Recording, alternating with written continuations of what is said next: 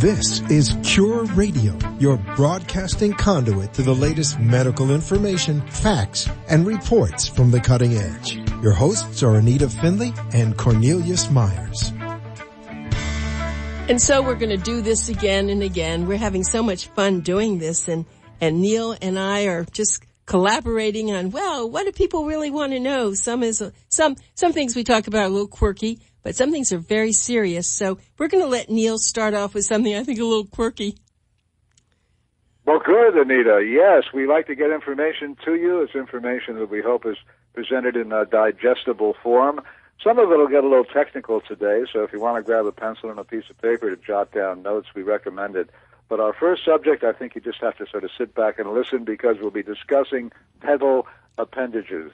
For those of you who are scratching your head, I mean feet.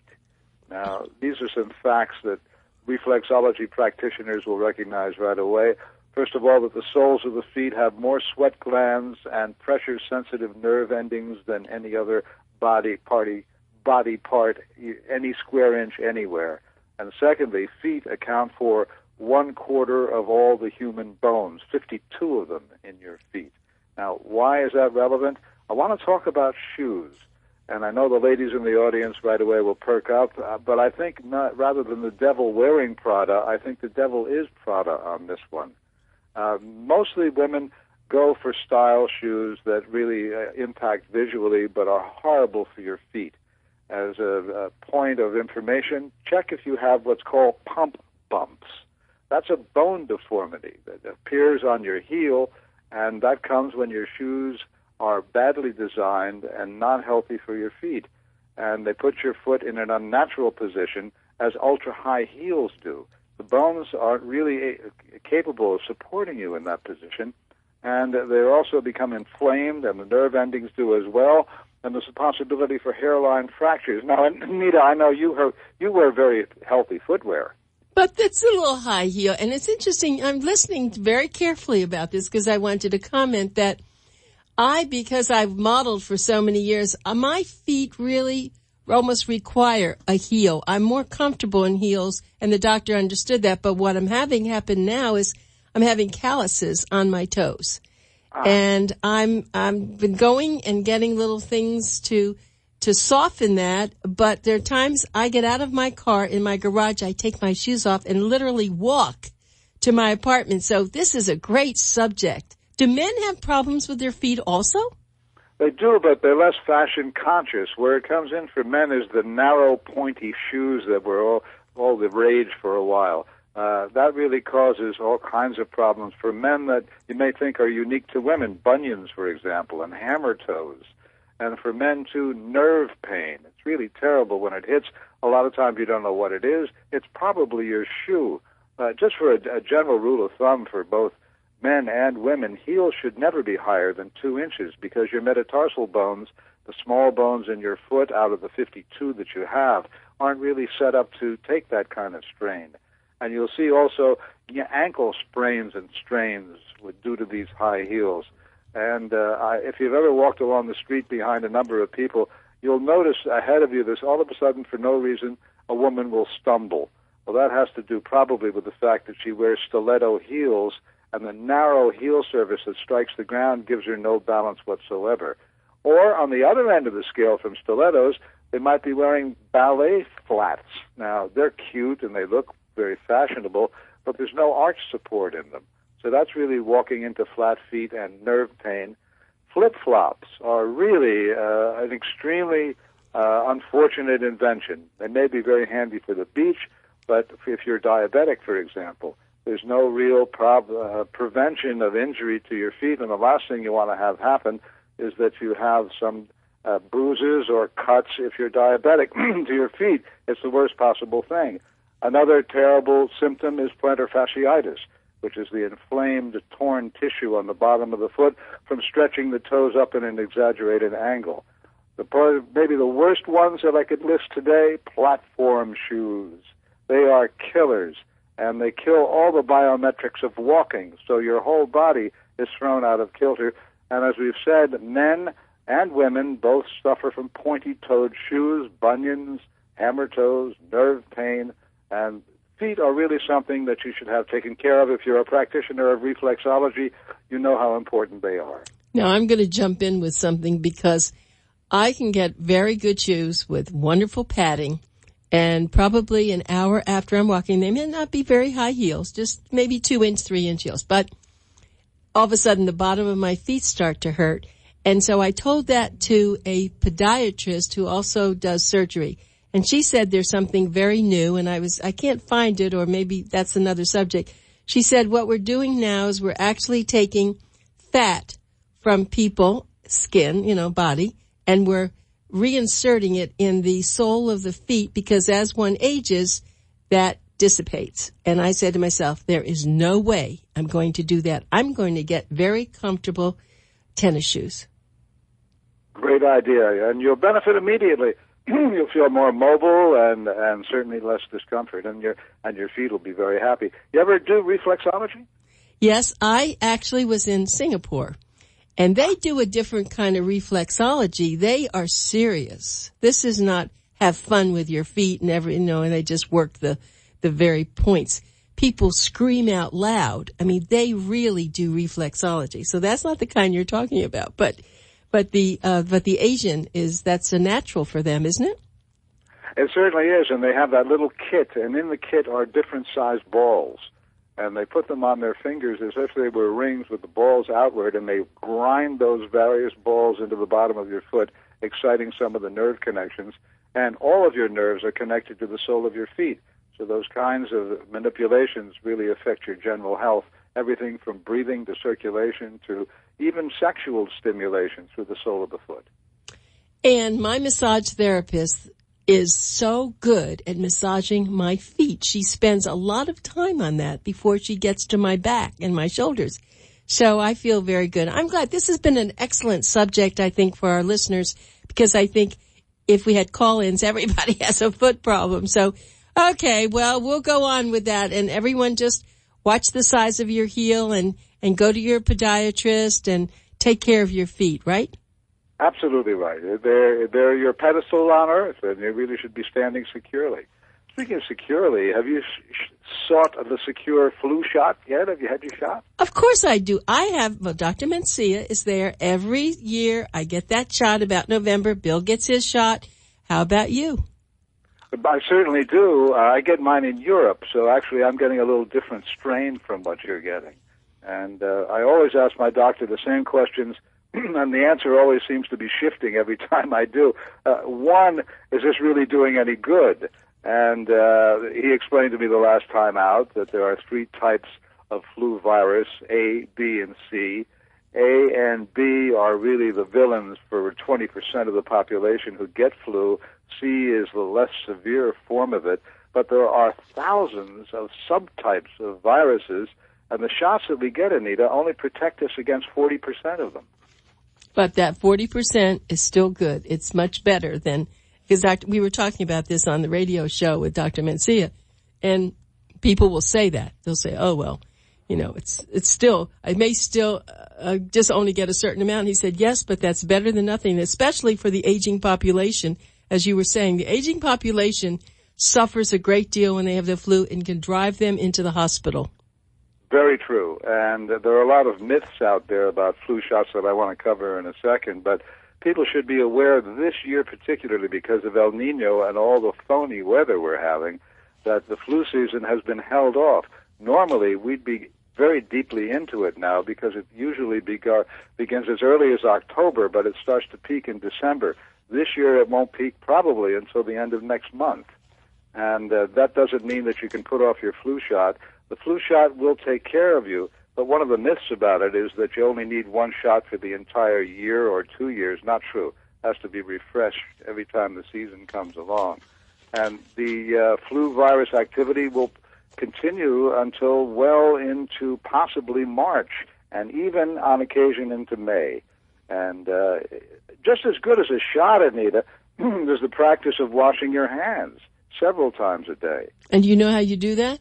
You sing Happy Birthday to sing the whole song. No, really, because we just go in, we just take a fast. No. And then when you're leaving, that's why some places now have no doors, because you're holding the door. But you're right. And now the whole art of washing hands is so critical that they have these little, when you go to cruise ships, you know that they have on every floor, everywhere you see. So it must be pretty important. It is. The studies have proven it's the major exchange contact between people in passing along the flu virus. You might think, well, you got to swap spit to have that happen. No, not at all. Just a simple touch, or someone who's had the flu and is touching the door handle that you're just about to use, the virus is transferred very easily onto your hands. So it's the simplest, least expensive, certainly most comfortable way of dealing with the flu virus. Wash your hands multiple times a day, and you'll see a dramatic result as far as the percentage of attacks that you get. And there's another thing that, let's cover the myths for a moment, Anita. A myth is that healthy people who have never had the flu don't need to be vaccinated. And it couldn't be further from the truth, because anybody can get the flu. It spreads very easily from person to person. Usually when an infected person coughs or sneezes, you're immediately exposed to the viruses. And everybody 6 months of age and older should get vaccinated against flu every year, and there are hardly any exceptions to that. Secondly, flu shots, this is a myth, are the only option you have to be vaccinated against the flu. No, there are a variety of treatments. It's something you want to talk to your doctor about and not just trust popular culture. Another myth is the flu shot can give you influenza. Not true, never true. Another myth, the nasal spray vaccine can give you influenza. Also untrue. And flu shots protect you from flu for years. No, as we said. Flu shots cause autism. That was rampant in school mothers concerned about their children, and it's just not true. Yay, those were very good tips, and I've heard them, and I've given up on some friends because if I tell them, have you had your flu? Oh, no, I don't believe in that, and I just walk away. I don't discuss it because there's no use in it. No, it's true. It's like you meet somebody and you're evaluating them on first contact, and they make a statement like that, and instantly your opinion of them goes down, and then they probably light a cigarette. And that ices it, you know. That's true. One other thing, we also have a pneumonia shot. Bill and I both have it because it's very important for people, especially aging people, because once you get infection in your chest, it can lead to pneumonia so easily. Great point. Very important for everybody to know.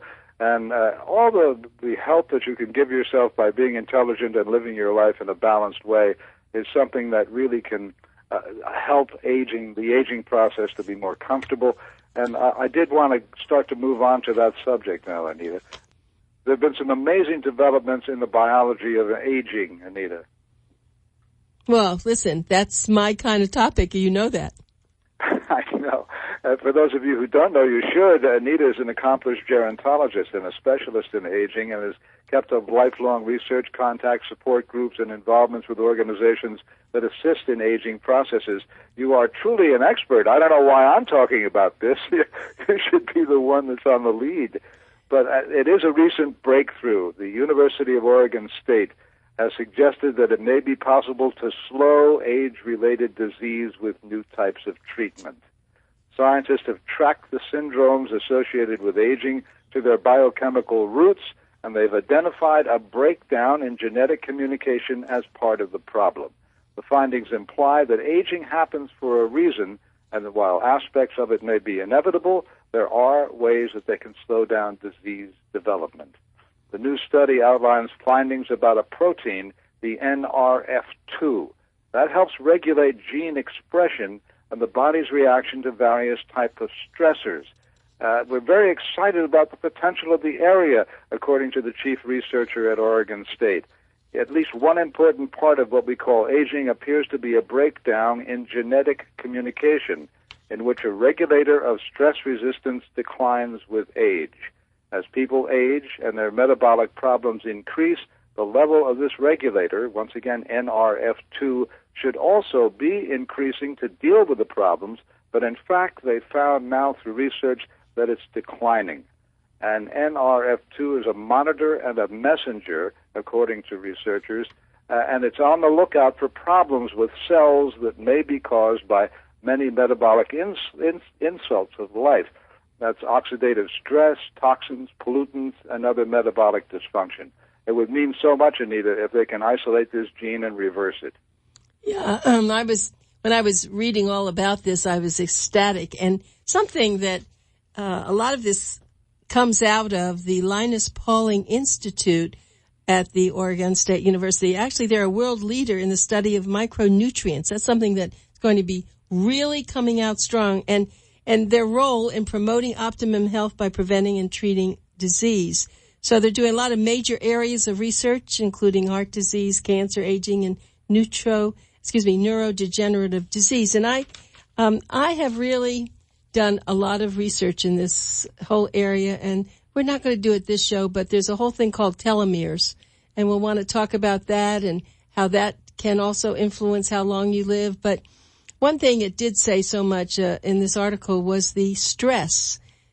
Everything is so stress related, but yet sleeping, we haven't done that, but we will maybe cover that at another time. But the whole idea of getting enough sleep, that's something I don't do very well, but my husband Bill really does at 10 o'clock. If you're company in our home, he says good night, and he gets in his pajamas and he goes to bed.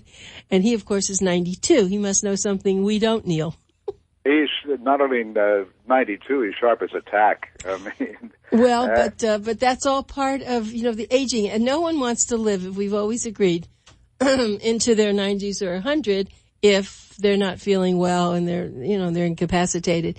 But everything you just talked about, now there will be genes that people, whether it's stem cells or different kinds of genes, that will be able to help ourselves. Of course, you have to stop smoking and you have to, watch your diet, but this can really make people live into their hundreds.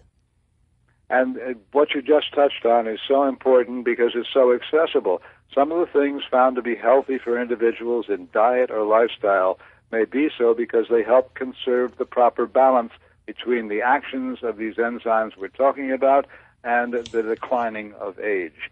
It may be possible to reduce excessive levels of these compounds and help to them so that their function is not interfered with.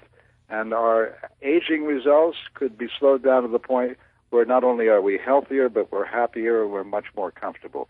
So a very important horizon that we hope they cross quite a bit. You'll keep us in touch with all of that, yes? Oh, yes. Oh, this is a very happy day for me to be able to talk about this. And, of course, our book, Live to be 100 Plus, covers a lot of that. And I know that you've read that, and hopefully other people have read it.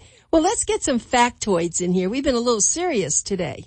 Yes, we have. Well, how about your stomach manufacturing a new lining every 3 days just to avoid digesting itself? Oh, okay. It's all part of the digestive process. Your stomach secretes hydrochloric acid. That's right, the powerful corrosive compound that people use to treat various metals. And its stomach secretes it, and the mucus lining of your stomach wall keeps it within the digestive system. So as a result, it breaks down the food that you consume, but not your own stomach. And another thing that people should be aware of is your skin is an organ. Just like the liver, heart, and kidneys, your outer covering is an actual organ. An average man has enough skin on his body to cover approximately 20 square feet. For an average woman, it's approximately 17 square feet, although more attractive square feet, one must say. Approximately 12% of your weight is from your skin, and your skin replaces 45,000 plus cells in only a few seconds. It's constantly growing new skin and shedding old skin, and yes, you have a full set of new skin approximately every 2 years. Well, talk about skin. Now when you get into magazines, it used to be we had a lot of car ads, and then we had a lot of fashion ads. Now it's all about skin. We have to take care of our skin. Do you take care of your skin? You have very good-looking skin. Yeah, to be honest with you, guys, get in. If you look like an old Cordovan shoe, it's kind of a butch, life-affirming thing. You read it in novels all the time. He had the skin of an ancient mariner, deeply tanned and lined with character lines along his piercing blue eyes. But I do notice that there are many more male products on the market available over the counter in pharmacies for skin treatment. Yes, and we know that. And Robert Redford is really described as you just were talking. I mean, I think even with all his scorched skin look, he's still very attractive. Men can get away with it a lot more than women, but I do glad you mentioned about skin, because we do take that for granted. We just, some of us take better care of our skin than others, but when you are a diabetic or you do have some other kind of a serious disease, skin can be something that could lead to actually premature death. Yes, and it's important to point that out, because people don't really think, I've said that to people, your skin is an organ, and they kind of look like you just said it was a harmonica, Right. Well, that's a very good point. So do we have more factoids, or do we want to we have a little time left. Oh, good. Well, let me throw this factoid at you. There are more than 600 individual skeletal muscles and 206 bones in that beautiful body of yours. If all 600 plus muscles contracted and pulled in the same direction, you could lift over 20 tons of resistance.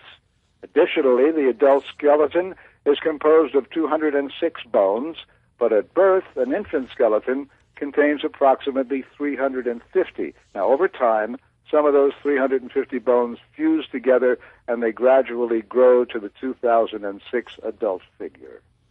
Of course, when people are way overweight, their bones don't increase, but the fat does, right? Right. And those poor little bones have to hold up all that fat.